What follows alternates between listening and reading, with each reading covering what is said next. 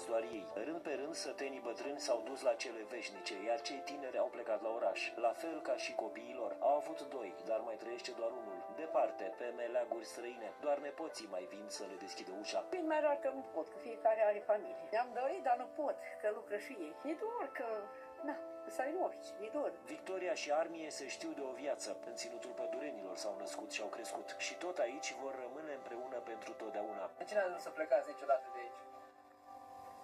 Tot am zis, dar nu mă duc.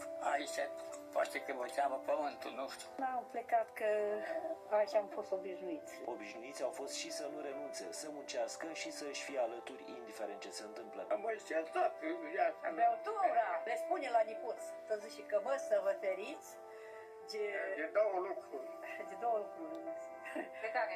De care, zi? De Ziceți. ochi frumos și de băutură. Da.